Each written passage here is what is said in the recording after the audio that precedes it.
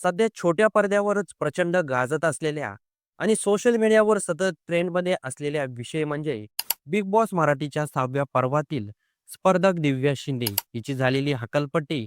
एका टास्क दरम्यान दिलेल्या धमकीमुळे बिग बॉसने तिला घराबाहेर काढलं. पण त्याच दरम्यान दिव्याने घराबाहेर येत केलेले आरोप आता या संपूर्ण प्रकरणाला वेगळ्याच उंचीवर घेऊन गेले आहे. दिव्या शिंदेने बिग बॉस विरोधात कोर्टामध्ये याचिका दाखल केली आहे. वकिलांनी आणि दिव्या शिंदे यांनी स्पष्ट शब्दात सांगितलं, ज्या प्रोडक्शन कंपनीचा हा शो आहे, तो शो आम्ही बंद पाडू किंवा ज्या देशातून हा शो आला आहे, तिकडे याला पाठवू, असं म्हणत त्यांनी कोर्टामध्ये याचिका दाखल केली आहे. प्रेक्षक, चाहते तसंच टीकाकर सगळ्यांमध्ये याबद्दल जोरदार चर्चा सुरू आहे. चला तर मग नेमकं काय घडलं, दिव्याचं म्हणणं काय आहे आणि बिग बॉसच्या निर्णयावर कडे कसं पाहिलं जातंय, हे आजच्या व्हिडिओतून पाहूया. तर नमस्कार, मी आहे सुजित आणि आपण बघत आहोत होऊ दे चर्चा. घरात सुरू असलेल्या एका टास्कमध्ये स्पर्धकांना एकामेकांवर आरोप करायचे होते. अशा टास्कमध्ये वातावरण आधीच तापलेलं असतं. प्रत्येक जण स्वतःची बाजू मजबूत करण्याचा प्रयत्न करत असतो. याच वेळी दिव्य शिंदे आणि तन्वी कोलते यांच्यात जोरदार वाद झाला. सुरुवातीला शाब्दिक चकमक होती, पण पुढे हा वाद संतापात बदलला. रागाच्या भरात दिव्याने काही अत्यंत गंभीर विधान केली. बाहेर बघून येईल, तलवार चालवेन, अशा प्रकारचे शब्द तिच्या तोंडून बाहेर पडले. हे शब्द टीव्हीवर झळकताच प्रेक्षकांमध्ये खळबळ उडाली. कारण बिग बॉसच्या घरात हिंसक भाषा, धमकी किंवा कोणत्याही प्रकारचं दडपण आणणं हे नियमाच्या विरोधात मानलं जातं. यानंतर बिग बॉसने तात्काळ हस्तक्षेप केला. दिव्याला कॉन्फेशन रूममध्ये बोलवण्यात आलं. तिथे तिला तिचं म्हणणं स्पष्ट करण्याची आणि गरज वाटल्यास माफी मागण्याची संधी देण्यात आली. अनेक वेळा अशा प्रसंगामध्ये स्पर्धक आपली चूक मान्य करून परिस्थिती सावरतात. पण दिव्या मात्र आपल्या भूमिकेवर ठाम राहिली. तिने माफी मागण्यास नकार दिला. परिणामी बिग बॉसने कठोर निर्णय घेत तिला तडकाफडकी घराबाहेर काढलं. दिव्या बाहेर पडल्यानंतर सोशल मीडियावर प्रतिक्रिया अक्षरशः दोन भागात विभागल्या गेल्या. एका गटाचा मत होतं की बिग बॉसने अगदी योग्य निर्णय घेतला, कारण धमकी ही मजाक नसते, ती गंभीर बाब आहे. नियम सर्वांसाठी सारखे असतात.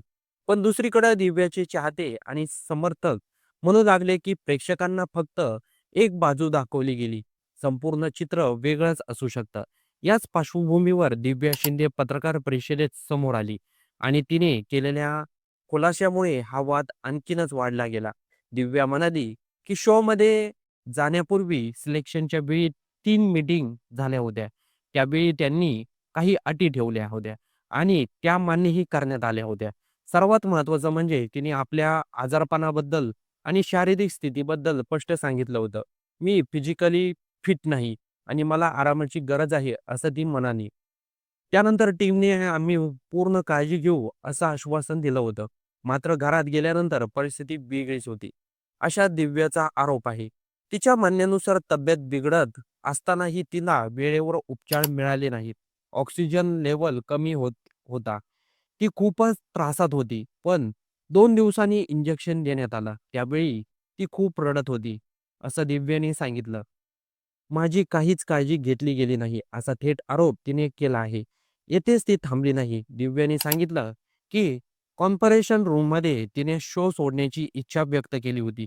माझ्या मान-सन्मानावर परिणाम होतोय. मला हा खेळ पुढे करायचा नाही, असं ती म्हणाली होती. पण हा भाग प्रेक्षकांना दाखवण्यात आला नाही, असा दावा तिने केला आहे. तसंच कॉन्फेशन रूममध्ये जाण्यापूर्वी राकेश बापट, प्राजक्ता शुक्रे, ओंकार राऊत आणि करण सोनवणे यांच्यासोबत तिचं बोलणं झालं होतं. हे सल्ले देण्यात आले होते. प्राजक्ताने शब्दाची तलवार असं म्हणायला सांगितल्याचंही ती म्हणाली. पण हे सगळं फुटेज प्रेक्षकांसमोर आणलंच नाही, असं दिव्या सांगते. या सगळ्यानंतर दिव्याने सोशल मीडियावर एक व्हिडिओ शेअर केला आणि स्पष्ट शब्दात म्हटलं, विषय संपलेला नाही, आता सुरू झाला आहे. या विधानाने या प्रकरणाची चर्चा पुन्हा भडकली. आता या वादात दोन स्पष्ट बाजू दिसत आहे. एकीकडे बिग बॉसचा नियम, हिंसक भाषा, असह्य. दुसरीकडे दिव्याचं म्हणणं, माझी बाजू आणि माझी परिस्थिती पूर्णपणे दाखवली गेली नाही. त्यामुळे प्रेक्षकांमध्ये संभ्रम आहे. खरं काय आहे आणि चुकीचं काय हे कदाचित पुढच्या काही दिवसात स्पष्ट होईल. चॅनेलकडून प्रतिक्रिया येते का? आणखी फुटेज समोर येतं का? की काही हा विषय सोशल मीडियावरच रंगत राहतो? हे पाहणं महत्त्वाचं ठरणार आहे. पण एक गोष्ट मात्र निश्चित आहे. एका घटनेने बिग बॉस मराठी 6ला प्रचंड प्रसिद्धी मिळाली आहे. घरातला खेळ जरी पुढे चालू असला तरी बाहेर सुरू असलेली चर्चा अजून थांबलेली नाही. दिव्या शिंदेने कोर्टामध्ये याचिका दाखल केली आहे. आता कोर्ट बिग बॉस मराठी विरोधात काय निर्णय देतं याकडे सर्वांचंच लक्ष लागून आहे. तर दिव्या शिंदेबद्दल आपलं काही मत असेल तर ते कमेंट बॉक्समध्ये नक्की नोंदवा.